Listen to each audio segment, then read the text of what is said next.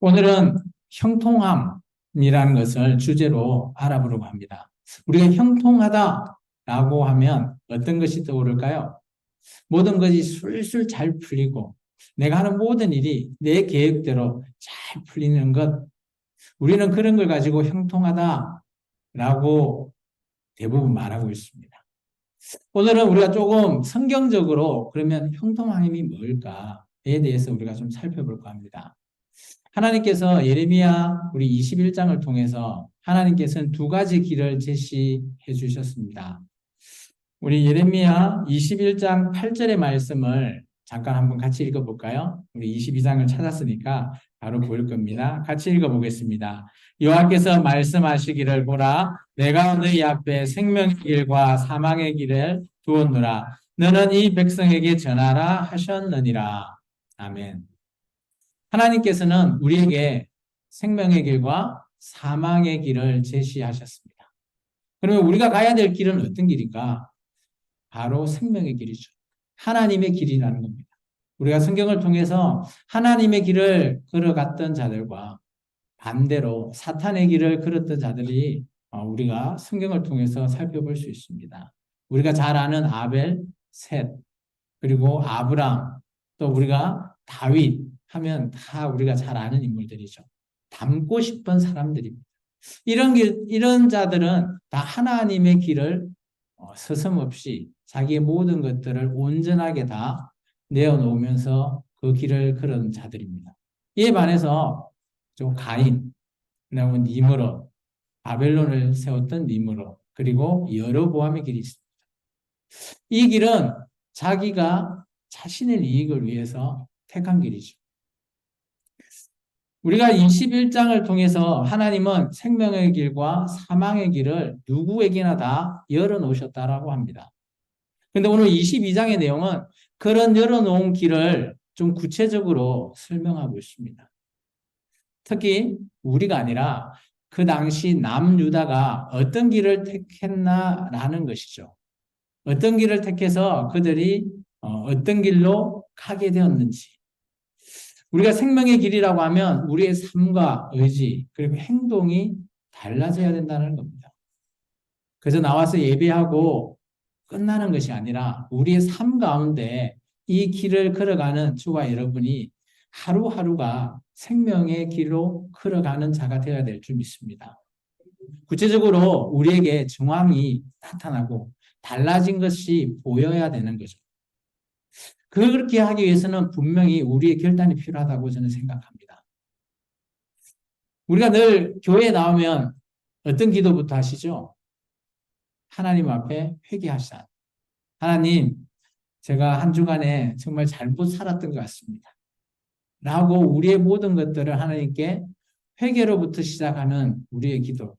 그런 기도가 바로 우리가 생명의 길로 걸어가게 하는, 어떻게 보면 그 기도로 말미암아 우리가 생명의 길을 유지할 수 있는, 우리에게 생명을 더 많은 증가해 줄 수 있는 그런 우리에게 중요한 요소가 될 줄 믿습니다. 분명한 변화가 없다면 우리는 그냥 그 생명의 길을 끝나버리는 거죠. 마치 그죠? 사탄이 갔던 길, 나의 욕심의 길로 따라가는 겁니다. 오늘 생명의 길은 제가 좀 전에 얘기했던 형통이라고 하는 그런 형통의 길을 오늘 제시할 겁니다. 반대로 이 길을 선택하지 않는 자는 바로 멸망의 길일 겁니다. 성경은 명확합니다. 우리가 이분법적으로 뭐 생각하는 게 맞냐라고 하는 사람들도 있겠지만 성경은 여기에 대해서는 아짤 없습니다. 생명 아니면 사망이다 라는 것을 말하고 있습니다. 오늘 그렇다면 남유다는 어떤 길을 선택했을까요? 궁금하시죠? 우리가 말씀을 한번 보겠습니다. 오늘 예레미야 22장 우리 1절부터 4절의 말씀을 같이 한번 읽어볼까요? 여호와께서 이와 같이 말씀하시되 너는 유다 왕의 집에 내려가서 거기에서 이 말을 선언하여 이르기를 다윗의 왕위에 앉은 유다 왕이여 너와 내 신하와 이 문들을 들어오는 내 백성은 여호와의 말씀을 들을지어다. 여호와께서 이와 같이 말씀하시되 너희가 정의와 공의를 행하여 탈취당하는 자를 압박하는 자의 손에서 건지고 이방인과 고아와 과부와 압제하거나 학대하지 말며 이곳에서 무죄한 피를 흘리지 말라. 너희가 참으로 이 말을 준행하면 다윗의 왕위에 앉을 왕들과 신하들과 백성이 병거와 말을 타고 이 진문으로 들어오게 되리라. 하나님께서 예레미야를 통해서 지금 다윗 왕가를 말하고 있습니다. 이 다윗 왕가는 하나님께서 23절에 얘기했던 네 가지를 잘 지키면, 잘 준행하면 이 왕가는 영원토록 이어가게 내가 만들겠다라는 거죠. 이게 언제 시작이 되는 줄 아십니까? 이 시작은 바로 다윗의 언약이라 해서 사무엘하서 7장에 시작됩니다. 우리 성경 말씀을 잠깐 접어두고 사무엘하서 한번 가볼까요? 사무엘하서 7장 우리 7절부터 한번 보겠습니다. 구약 성경 472쪽에 있습니다. 제가 따로 PPT는 준비하지 않아서 성경을 한번 같이 좀 보도록 하겠습니다. 옆에 한번 도와주시기 바랍니다. 사무엘하서 7장에 보시면 나단 선지자에게 하나님이 말씀하시죠. 왜 그럴까요? 이 6장에 다윗이 하나님의 법궤를 예루살렘으로 옮깁니다. 그로 말미암아 하나님께서 나단 선지자에게 네가 다윗한테 가서 이 메시지를 좀 전하라라는 거예요. 하나님도 하나님의 생각의 뜻밖의 다윗이 이렇게까지 할 줄 몰랐는데 하나님의 법궤를 이렇게 옮겨주고 하나님의 집을 지으려고 하는 그 다윗의 마음을 보고 너무 하나님도 기뻐하신 나머지 오늘 다윗과 언약을 맺는 거죠. 우리 7장 7절에 봐보시면 이스라엘 자손과 더불어 다니는 모든 곳에서 내가 내 백성 이스라엘을 먹이라 명령한 이스라엘 어느 지파 가운데 하나에게 내가 말하기를 그러면서 이제 얘기하는 거죠. 백항목 집도 건축하게 하고요. 8절에 보시면 많은 다윗을 통해서 만군의 여호와께서 이렇게 말하죠. 내 백성을 이스라엘 주권자로 내가 삼겠다. 다윗이 왕으로 세웠을 때도 하나님께서 분명 선지자를 통해서 말씀하셨는데 오늘 그런 말씀을 다시 한 번 더 첨언하고 있습니다. 그러면서 9절에 보시면 내가 가는 모든 곳에서 내가 너와 함께 하겠다라는 오늘 하나님이 다윗을 떠나지 않겠다라는 것이 아마 이때 처음 시작된 다윗 언약의 시작입니다. 그리고 10절을 봐보시면 내가 또 내 백성 이스라엘을 위하여 한 곳을 정했다는 것이죠. 이곳이 바로 예루살렘입니다. 다윗성이라고 하는 예루살렘을 얘기하죠. 이곳에서 네가 거주하게 되고요. 11절에 봐보시면 너를 모든 원수에게서 벗어나 편히 쉬게 한다. 그리고 여호와가 너를 위하여 집을 짓는다. 이 표현을 통해서 다윗이 하나님의 성전, 하나님의 전을 지으려고 하는 그 마음을 하나님도 아셨다는 거죠. 우리가 하나님을 향한 우리의 진정한 마음을 드릴 때 하나님이 우리의 마음을 알까? 우리가 고민할 수도 있죠. 그런데 하나님께서는 우리의 그런 마음, 우리의 기도를 이렇게 다윗같이 들으시는 거예요. 다윗이니까 그렇다? 아니요. 지금 여기 계시는 여러분 한 분 한 분이 하나님께 기도하시면 하나님은 이 기도를 다 듣고 계십니다. 오늘 나단 선지자를 통해서 좀 더 구체적으로 설명하고 있죠. 그러면서 12절에 이렇게 얘기하고 있습니다. 다윗이 죽고 난 이후에도 이렇게 될 것이라는 거죠. 내 몸에서 날 내 씨를 내 뒤에 세워 그 나라를 견고하게 하겠다는 거죠. 이게 바로 다윗 언약의 시작이라는 겁니다. 이런 다윗의 언약의 말씀을 16절에 보면 내 집과 내 나라가 내 앞에서 영원히 보존되고 내 왕위가 영원히 견고하게 된다라는 거예요. 이게 하나님은 다윗이 너무 어떻게 보면 이렇게 설명할 수 있죠. 우리가 어떤 사람을 대했을 때 내가 이 사람 한 이 정도 나하고 관계를 맺었을 때 할 거라고 예상을 했는데 그거보다 더 뛰어나게 나를 향해서 어떤 일을 했다라고 하면 그 받은 상대자는 어때요? 너무 기분이 좋은 거죠. 아, 나는 이 정도 생각했는데 이거보다 훨씬 많은 것을 내 마음을 알고 해줬다. 그러다 보니까 이 사람이 받은 사람은 너무 기쁜 나머지, 그럼 내가 그 사람을 위해서 뭘 해줄까? 라는 그런 심정으로 오늘 다윗의 언약이 시작이 되는 거예요. 오늘 우리의 기도가 우리가 하나님 앞에 주십시오, 달라, 이런 거 우리 기도 안 하셔도 하나님 다 아신다는. 그래서 정말 중요한 거는 우리의 기도 안에는 달라 달라 하는 기도보다는 하나님 제가 이렇게 하겠습니다. 이렇게 할 수 있게끔 여건을 만들어 주시고 하나님의 나라를 위해서 어떻게 해야 될까요? 라는 그런 마음, 그 마음을 하나님께서는 더 기뻐하시고 원하신다라는 거예요.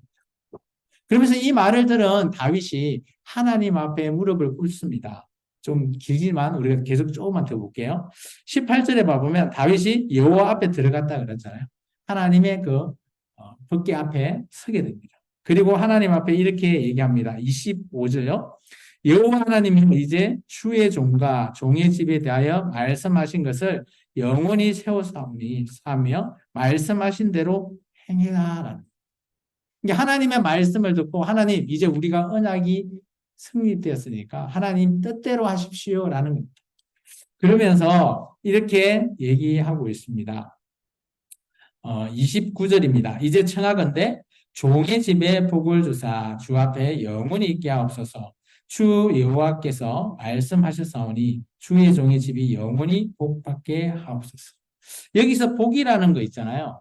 우리는 여기서 말하는 복, 하나님 복 주십시오. 우리 기도하잖아요. 여기서 말하는 복은 어떤 복일까요? 우리가 원하는 물질적인 복, 그런 복이 아니에요. 여기 복의 원어는 바라크입니다.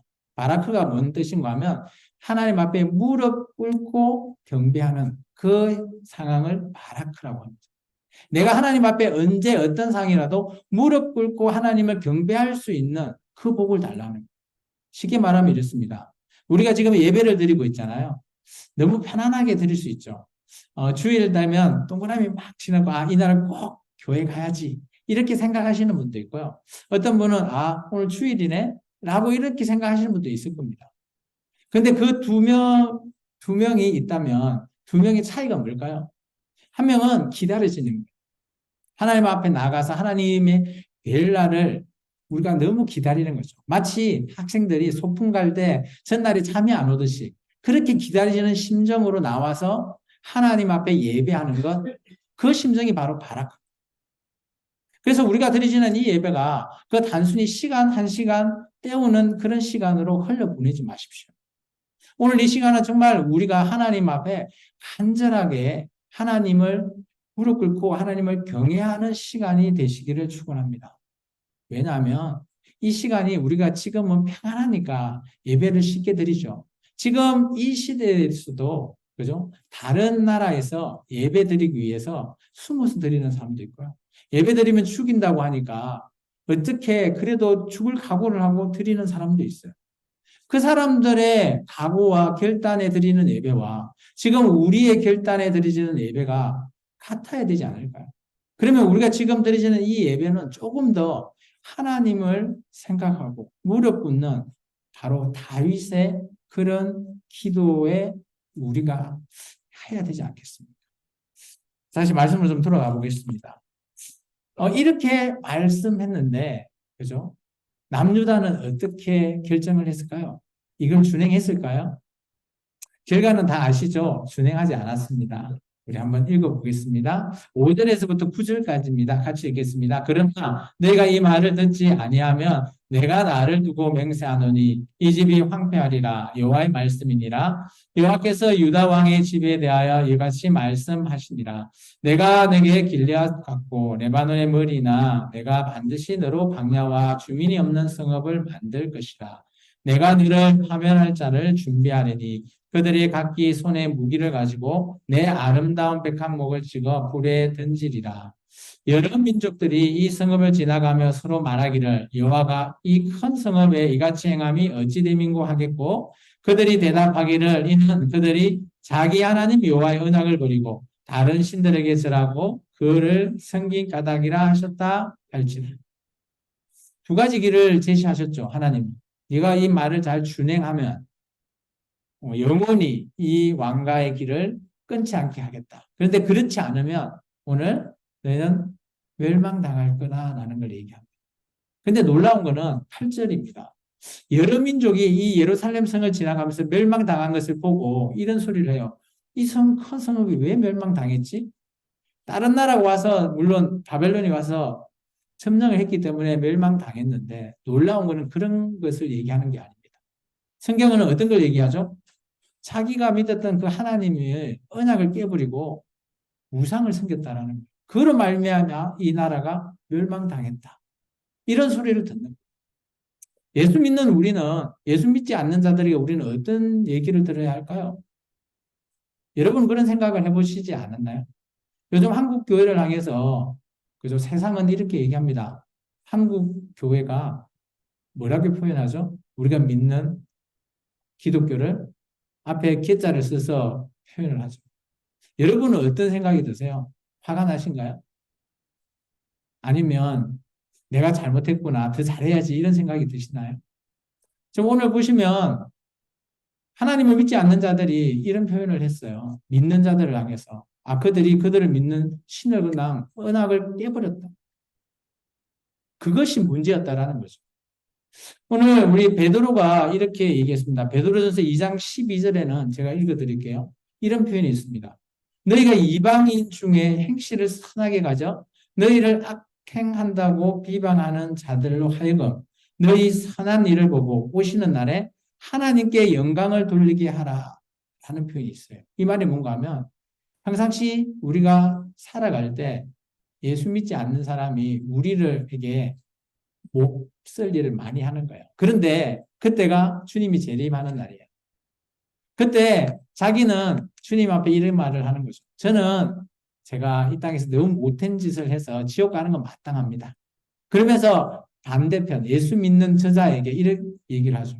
저 사람은 이 땅에서 너무 선하고 너무 착한 일을 많이 했어요. 라고 그렇게 믿지 않는 자가 우리를 향해서 대변해주고 그는 지옥 가는 그런 얘기를 하는 거죠. 베드로가 이 말을 왜 했을까요? 이 당시 베드로 시대 때는 박해가 있었습니다. 기독교 박해. 그러다 보니까 예수 믿는 사람도 자기가 살기 위해서는 같은 성도들을 고발해야 되죠. 그런 상황에 처해 있다라고 생각하고 이 말씀을 읽어보시면 충분히 이해됩니다. 이 말씀에 정말 선을 행하는 일이 뭘까요? 내가 우리 성도들을 알고 있지만 잡혀가서 말하지 않는 거죠. 내가 죽을지언정 말하지 않는 거죠. 그런 모습을 본 믿지 않는 자들이 아, 저 사람이 진정한 예수 믿는 예수쟁이구나. 그런 얘기를 한다는 거죠. 마치 우리가 3.1절에 3.1절도 좀 지났지만 우리가 3월 1일 되면 늘 일본에 대한 그런 거 있잖아요. 일제시대 때 그죠? 잡혀가서 풀어라 라고 했을 때 정말 불지 않고 내 목숨 죽더라도 불지 않는 자들이 있고 반면 그렇지 않는 자들이 있죠. 오늘 하나님은 언제나 우리에게 두 가지 길을 계속 제시하고 있습니다. 여러분의 선택도 저는 마찬가지라고 봅니다. 오늘 이 두 가지 길에 어떤 것을 여러분이 택할 것인가 그거는 여러분의 선택에 달려있다고 저는 생각해요. 여러분이 평상시 삶이 오늘 우리의 생명의 길과 사망의 길을 내가 택한다라고 보시면 됩니다. 우리 10절부터 보면 이 당시 요시야 왕 이후에 요시야 아들들의 시대인데요. 한 3명의 왕이 등장합니다. 이 왕에 대해서 하나님께서 남유다가 어떤 선택을 했는지를 말하고 있습니다. 첫 번째 왕은 여호아하스라고 여기는 살룸이라고 표현되어 있습니다. 살룸이라고 하는 왕인데 여호아하스 왕, 요시야의 아들입니다. 거기에 대해서 이런 표현을 하고 있습니다. 너희는 죽은 자를 위하여 울지 말며 그를 위하여 애통하지 말고 잡혀간 자를 위하여 슬피 울라. 그는 다시 돌아와 그 고국을 보지 못한다.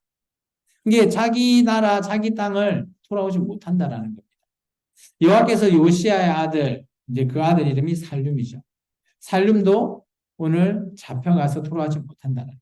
살룸은 이 당시에 애국, 이집트에 의해서 잡혀가게 됩니다. 그리고 그곳에서 죽게 되죠. 잡혀간 그곳에서 그가 죽고 이 땅에 다시 돌아오지 못한다는 거죠. 우리나라도 참 어려운 시기가 있을 때 많았습니다. 한참, 뭐 새마을 운동할 때 독일이나 이런 데 광부와 간호사로 파송됐던 그런 사람들의 정언이 있었던 뭐 책이나 영화들이 요즘 많이 나오죠. 그죠? 뭐 그런 것들을 우리가 좀 보면 그때 그 사람들이 얼마나 자기의 땅을, 자기의 고국을 얼마나 열망하고 갈망했는지 그런 모습을 우리가 볼 수 있습니다. 만약 여러분이 이 대한민국에 살지 못하고 다른 나라에서 살고 그곳에 죽어야 된다라고 생각하면 어떤 생각이 듭니까? 아찔합니다. 두 번째 왕은 여호야김입니다. 여호아스의 형입니다. 여호아스 왕은 음, 너무 악해요. 요시야의 아들이지만 요시야의 왕은 하나님이 보시기에 정말 다윗보다 더 대단한 왕으로 칭찬을 했던 왕이에요. 다윗보다도 더 나은 그런 왕인데 그의 아들은 그렇지 못함을 좀 볼 수 있습니다. 우리 같이 한번 읽어볼까요? 불의로 그 집을 세우며 부정하게 그 다락방을 지으며 자기의 이웃을 고용하고 그의 품삯을 주지 아니한 자에게 화있을 진저 그가 이르기를 내가 나를 위하여 큰 집과 넓은 다락방을 지으라 하고 자기를 위하여 창문을 만들고 그것에 백향목으로 입히고 붉은 빗으로 칠하도다. 내가 백향목을 많이 사용하여 왕이 될 수 있겠느냐? 내 아버지가 먹거나 마시거나 아니하였으며 정의와 공의를 행하지 아니하였느냐? 그때 그가 형통하였느니라. 그는 가난한 자와 궁핍한 자를 변호하고 형통하였나니 이것이 나를 알미 아니냐. 여호와의 말씀입니다.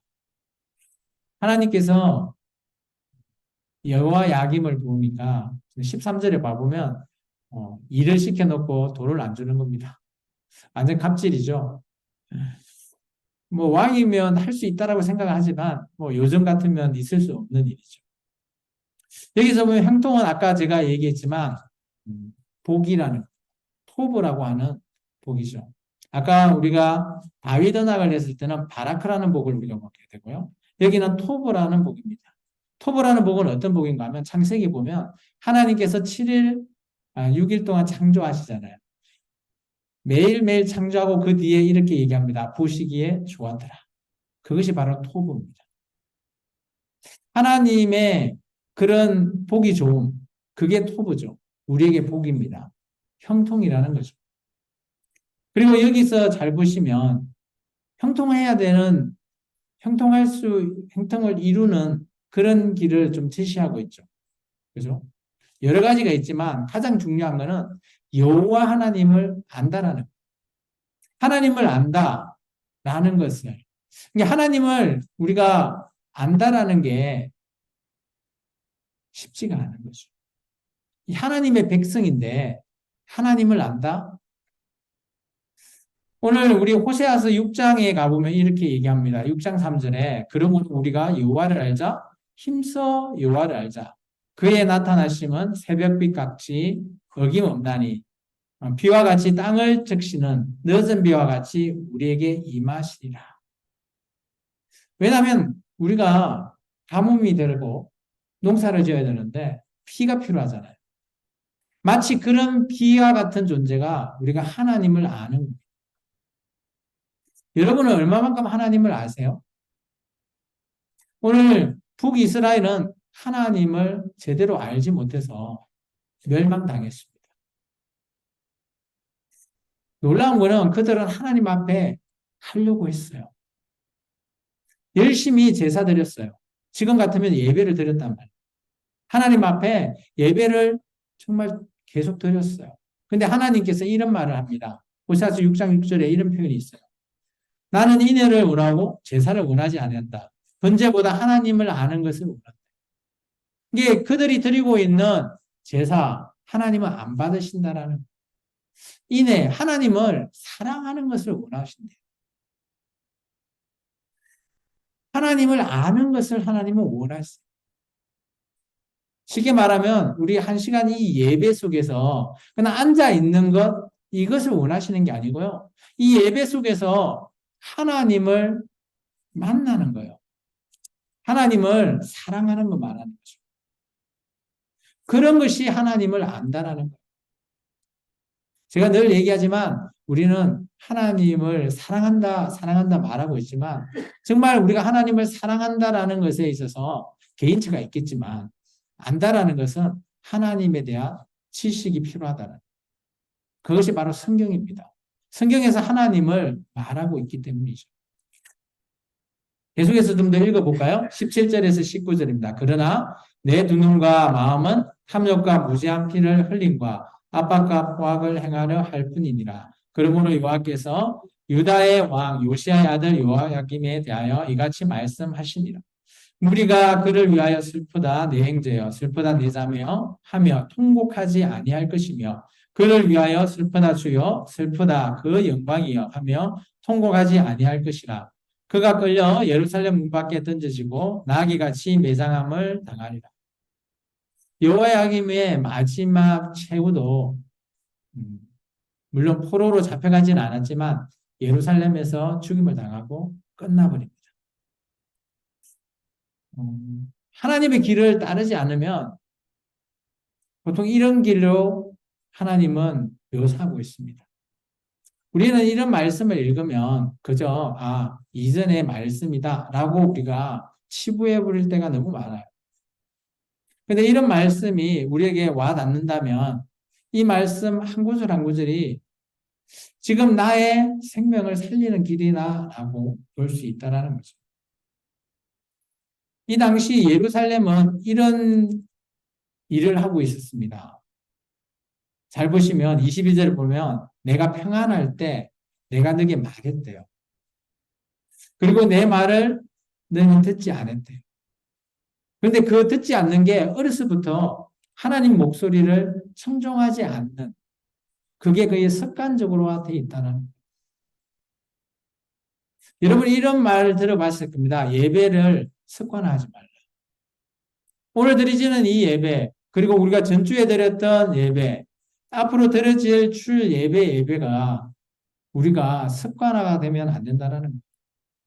물론 예배를 나오고 하는 그런 마음에 대한 습관은 맞는데요. 나와서 그냥 습관적으로 앉아있고 그냥 끝나는 것이 아니라는 거예요. 청종해라는 겁니다. 청종이 뭔가 하면 하나님의 말씀을 듣고 깨닫는 거예요. 하나님의 말씀을 듣고 내 말씀으로 만드는 겁니다. 그러기 위해서는 이 말씀 안에 담겨있는 뜻을 이해할 수 있어야 되는 거죠. 오늘 이 예루살렘 자체도 나중에 바벨론에 멸망당하고 나서 수치를 당하게 되죠. 예루살렘이라는 곳 자체가. 그곳에 얼마나 많은 자들이 죽었는가 하면 예레미야 예가에 보시면 많은 사람들이 죽어서 그 사람들을 장사해 줄 사람도 없고요. 거기에 모든 흘러내리고 있는 이런 피들을 누가 와서 먹는다고요? 핥는다고요? 동물들이 와서 핥고 있어요. 그런 모습을 예레미야 예가에 보면 정말 비극적인 모습을 담고 있습니다. 우리도 불과 한 50년 전 6.25라는 게 있었죠. 지금 우리가 너무 발전이 되어서 우리는 지금 생각도 못하고 있어요. 여기 나이 드신 분들은 6.25를 아마 어릴 때 겪으신 분 계실 겁니다. 전쟁의 참상은 어마어마하게 우리를 고통으로 몰고 있어요. 우리 젊은 세대와 저는 잘 몰라요. 그렇지만 우리가 그런 것을 간접적으로라도 이해할 필요가 있다는 거죠. 그리고 마지막 왕인 여호야김, 여기는 고니야라고 하는 왕입니다. 이 왕은 바벨론에 의해서 잡혀갑니다. 오늘 이런 표현을 하고 있습니다. 하나님께서 고니야에게 오른손 인장 반지다라는 표현을 쓰죠. 이 당시 왕은 그죠? 우리나라 조선시대 보면 왕이 어떤 것을 찍죠? 옥새를 가지고 찍죠. 어떤 어명을 만들 때. 우리나라는 옥새를 만들어서 이렇게 찍잖아요. 근데 이 당시 이스라엘은 반지, 인장 반지가 바로 옥새입니다. 이게 왕이 인장 반지를 할지언정 내가 너희를 어때요? 느부갓네살 왕 바벨론에게 넘기겠다는. 그리고 그곳에서 오늘 돌아오지 못하게 하겠다라는. 놀라운 것은 30절의 표현을 같이 한번 읽어보겠습니다. 여호와께서 이와 같이 말씀하시니라. 너희는 이 사람이 자식이 없겠고 그의 평생 동안 형통하지 못할 자라 기록하라. 이는 그의 자손 중에 형통하여 다윗의 왕위에 앉아 유다를 다스릴 사람이 다시는 없을 것입니다. 이 고니야 여호야긴 이후에 시드기야가 왕위에 올라가고요. 그때 결국은 바벨론에 의해서 멸망당하게 됩니다. 그런데 그 이후에 다윗의 왕가, 다윗의 후예 중에 왕으로 등극한 자가 없어요. 예수님 믿지 않나요? 라고 말할 수 있습니다. 물론 예수님은 유대인의 왕, 다윗의 후예 맞습니다. 그런데 여기서 말하는 이 형통한 다윗의 왕이 잘 생각해 보십시오. 우리는 예수님을 왕이라고 우리는 인정합니다. 그런데 이 당시 유대인들은 예수님을 왕으로 인정했습니까? 유대인의 왕이라고 말하면서 예수님을 그죠? 조롱거리로 만드는 그들이었어요. 오늘 이 말씀은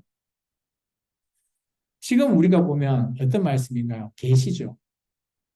앞으로 이 이후에 왕이 다윗의 이 왕위가 끊겨버리는. 아까 다윗의 언약 우리가 봤잖아요. 다윗의 언약이 끝나는 시점입니다.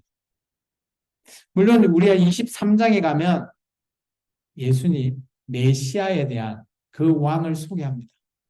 그런데 그 왕은 오늘 다윗 왕가의 후예이긴 하지만 다윗 왕가를 이을 왕이 아니라 그렇죠? 이 땅의 왕이시죠. 오늘 우리를 살리신 왕이시죠. 그분이 바로 예수님입니다. 오늘 우리가 형통하다, 형통함을 이루어야 된다는 것을 좀 정리해 봤습니다. 말씀이 좀 길었기 때문이죠. 오늘 형통할 수 있는 법, 형통을 이루는 길은 한 이 정도 되는 것 같아요. 내가 공의와 정의를 따라야 되고 약자도 변호해야 되고 또 그런 약자에게 긍휼을 베풀어야 되고 무죄한 피를 흘리면 안 되고요. 그리고 하나님과의 언약을 준행해야 되고 우상 숭배 당연히 안 되죠. 그리고 하나님을 알아야 됩니다. 그리고 말씀을 청종해라 라는 게 22장의 형통함을 이루는 법이에요. 그런데 이 형통함을 하나님은 제시해 주셨어요. 그런데 오늘 다윗 왕가는 이런 형통함을 선택하지 않았죠. 다윗 왕가는 절 반대편에 서게 되죠. 하나님의 말씀을 불순종하고요. 하나님의 말씀을 언약을 버려버립니다. 그리고 우상을 숨기고요. 약자에게 갑질을 하고 탐욕, 욕심, 그리고 압박, 포화, 그리고 많은 무지한 자의 피도 흘립니다. 그리고 정말 중요한 것은 청종하지 않는 습관이에요. 하나님의 말씀을 듣는 곳에서 말씀을 제대로 듣고 그 말씀을 정말 나의 깨닫는 말씀으로 만들어서 그것을 우리가 삶 가운데 적용해야 되는 그런 부분을 행하지 않는 거예요. 이제 말씀을 좀 정리할까 합니다. 시간이 되었으므로요. 오늘 우리가 이것만 저는 좀 기억했으면 좋겠어요. 예레미야 22장에 여러 가지 많은 얘기를 하고 있는데요. 딱 저는 이 세 가지라고 봅니다. 여러분 형통함을 이루고 싶으시죠? 세 가지만 하시면 될 거라고 봅니다. 첫 번째, 같이 읽어볼까요? 예배입니다. 이 예배가 우리가 하나님과의 언약을 준행하는 길입니다. 그래서 여러분이 늘 예배 자리에 서라라고 얘기하죠. 지금 여러분의 생각에 예배는 그저 뭐 여러분의 삶 가운데 일부라고 생각할 수 있습니다. 근데 이 예배가 깨달아지면 예수님이 깨달아지고 하나님이 깨달아지면 여러분은 이 예배가 일부가 아니라 전부가 될 수 있어요. 그래서 여러분이 형통함을 유지하기 위해서는 이루기 위해서는 예배를 최우선을 하십시오. 두 번째는 같이 읽을까요? 구제입니다. 약자를 위해서 긍휼을 베푸시라는 거죠. 교회에서도 많은 선교도 하시고요. 또 각자 개인 입장에서도 많이 도와주십시오. 그것이 선을 이루는 길이고요. 또 물론 뭐 구제해라고 해서 뭐 남에게 보이는 구제 이런 거 얘기하는 거 아니에요. 자기의 마음에 우러나는 구제를 하시기 바랍니다. 알게 모르게 구제하는 것 하나님께서는 다 알아주시기 때문이죠. 그리고 세 번째 같이 읽어볼까요? 경건. 경건은 우리의 생활을 훈련하는 겁니다. 생활 속에서. 예배드리고 구제하고 이런 것들이 우리가 생활이어야 돼요. 그것이 우리에게 훈련이 되어야 되는 거죠. 그로 말미암아 우리가 경건을 이루어 나갈 수 있는 이 경건 안에는 많은 것들이 담겨 있습니다. 우리가 말씀, 기도, 뭐 여러 가지 봉사, 교회 나와 공동체 간의 많은 교제 그런 것들을 다 담고 있습니다. 그런 것들의 훈련이 필요합니다. 교회가 어떤 교회든 간에 그 교회의 이런 내용을 보면 조금씩 교회마다 특성이 있죠. 그렇지만 그 교회마다 특성을 잘 살리면 그 교회에 맞는 또 옷을 입는 그런 교회가 될 수 있죠. 그래서 오늘 저와 여러분은 예배, 구제, 경건 이 세 가지를 우리가 삶 가운데서 잘 실천했으면 좋겠어요. 제가 처음에 얘기했듯이 생명의 길, 그 생명의 길을 이루어 나가는 게 바로 형통함이라면 오늘 우리가 그 형통함을 이루기 위해서는 예배, 구제, 경건이 필요합니다. 이거 한번 읽고 우리가 끝낼까 합니다. 같이 한번 읽어볼까요? 형통함을 이루는 것은 주님 안에서 동행하고 현재 삶이 고통과 고난의 시간이라도 형통한 시간임을 믿는 것이다. 아멘. 우리 잠깐 한 1분 정도 같이 기도할까요? 오늘 주님 앞에 우리가 형통함을 이루게 해달라고 기도하는데요. 주님, 제가 주님을 기억하게 해달라.